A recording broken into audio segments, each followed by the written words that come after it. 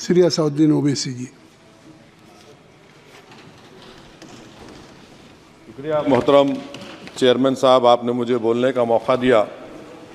मैं शुरुआत में बताना चाह रहा हूं कि मैं हुकूमत की तरफ से लाए गए इस रेजोल्यूशन की मुखालिफत में बोल रहा हूं और मैंने अमेंडमेंट्स भी दिए हैं प्रेजेंट एड्रेस के लिए। और चेयरमैन साहब, आप उर्दू को जानते हैं। किसी एक शायर ने शायद बरसर इख्तिदार जमात के लिए ये शेर कहा होगा कि उसूल बेचकर मसनद ख़रीदने वालों, निगाह अहले वफ़ा में बहुत हक़ीर हो तुम।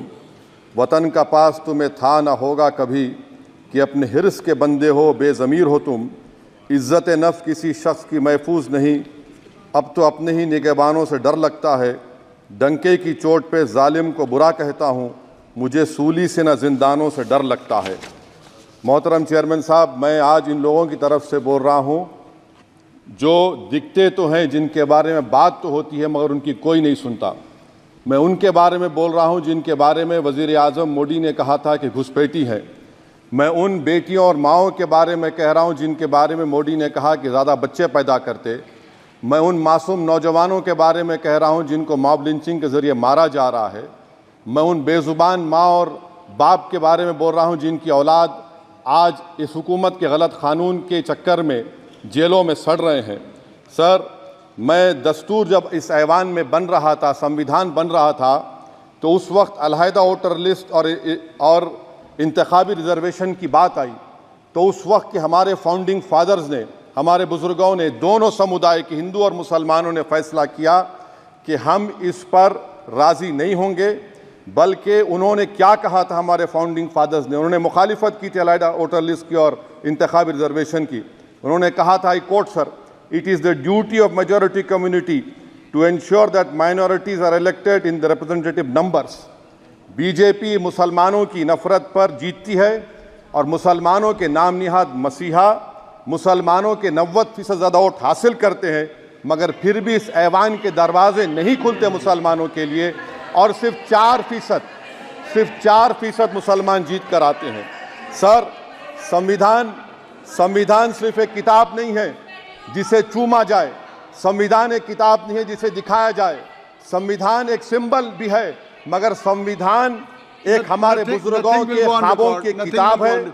हमारे जमहूरियत को हमारे बुजुर्गों ने इस तरह समझा, हमारे फाउंडिंग फादर्स ने इस तरह जमहूरियत को समझा कि इसमें हर समुदाय और मजहब और समाज के मानने वाले लोगों की राय को शामिल किया जाएगा इस मुल्क को चलाने के लिए। मगर इस ऐवान में सिर्फ 4% मुसलमान जीत कर आते हैं।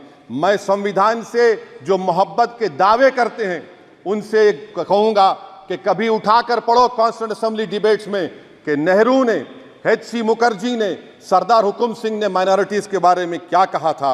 सर, वतन अजीज़ का मुस्तकबिल कैसा होगा जब बीजेपी मुझे गायब करना चाहती है और दीगर हिज़्ब इख्तिलाफ की पार्टियां के लिए मेरा वजूद सिर्फ वोट डालना और अपनी खबर में जाकर सो जाना है। इसीलिए आप देखते हैं कि ये समाजी इंसाफ है सर कि 4% मुसलमान जीत कर आते हैं। सर, इस ऐवान में OBC समाज के MP अब अपर कास्ट के MP के बराबर हो चुके हैं। OBC समाज के MP अब अपर कास्ट MP के बराबर हो चुके हैं और 14% मुसलमान सिर्फ 4% जीत कर आते हैं। CSDS का डेटा ये बताता है कि इस मुल्क में जो वोट बैंक है, जो एक मुश्त वोट डालता है, वो अपर कास्ट का है। मुसलमान का कभी ना वोट बैंक था ना कभी रहेगा। सर, 4 जून के बाद 6 मुसलमानों की मॉब लिंचिंग हुई, 11 घरों को मध्य प्रदेश में मोदी के बुलडोजर ने निस्तो नाबूद कर दिया। हिमाचल प्रदेश में एक मुसलमान की एक दुकान को लूट लिया गया और हिज़्ब इख्तिलाफ की पार्टियों की तरफ से सन्नाटा है। शायद अब वक्त आ चुका है कि लफ्ज़ मुसलमान का नाम लेना भी अब उस पर पाबंदी आयद कर दी जाएगी। सर, मैं ये बात बताना चाह रहा हूँ कि नरेंद्र मोदी को जो मैंडेट मिला है। एक मिनट ओवैसी साहब, आप लोग बैठ जाएं, कृपया आप लोग बैठ जाएं। श्री मनसुख मांडविया जी, आप लोग बैठ जाएं, कृपया माननीय सदस्य बैठ जाएं। श्री मनसुख मांडविया जी, मनसुख मांडविया जी, कृपया आप लोग बैठ जाएं। अपने प्रारंभिक कृपया आप लोग बैठ जाएं। आप लोग बैठ जाएं। माननीय सदस्य ने अपने प्रारंभिक भाषण में जो शब्द प्रयोग करा है उसको ऑथेंटिकेट करा जाए।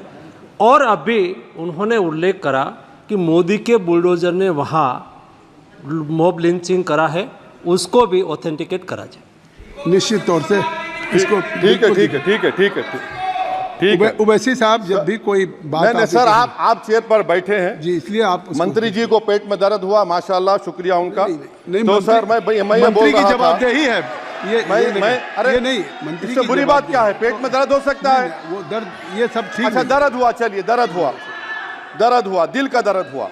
तो सर जो नरेंद्र मोदी को मैंडेट मिला है वो सिर्फ और सिर्फ मुसलमानों की नफरत पर हिंदुत्व की वजह से मिला है। I would like to say it is not Modi's in dock but every single person voted him despite his anti Muslim voice. And I would like to tell the opposition parties, this is not a moral victory for you, this is a victory of majoritarianism. Everyone should contemplate and do introspection. Why is it that the OBCs and the upper caste are getting their due representation? Why are the Muslims not getting? Are we here only to vote for you and not to get elected? If that is the case, please tell us that we are only here to vote for you. Sir, आज भारत के आधे नौजवान बेरोजगार हैं और रोजगार की तालाश, बेरोजगारी का आलम यह है सर कि मोदी सरकार के 5 साल में 75 लाख एस्पिरेंट्स की जिंदगी बर्बाद हो गई, 6 पेपर लीक हुआ। बेरोजगारी का आलम यह है सर कि रशिया जा रहे हैं, वहां जाकर अपनी जानों को दे रहे हैं। बेरोजगारी का आलम यह है कि नरेंद्र मोदी रोजगार का कैंप चलाती है नौजवानों के लिए कि तुम इजराइल में जाकर काम करो, उनको कैनन फॉडर बना रही है ताकि फलस्तीनियों की जायदादों को हड़प कर सके। ये भी कंक्लूड मैं, अरे सर मेरा टाइम है, कहाँ टाइम है सर, आप ये टाइम ले लिए मेरा सर, मैं 2 मिनट दीजिए।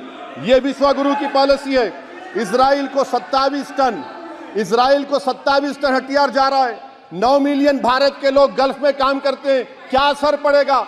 47,000 इजरायली फलस्तीनी मार चुके हैं।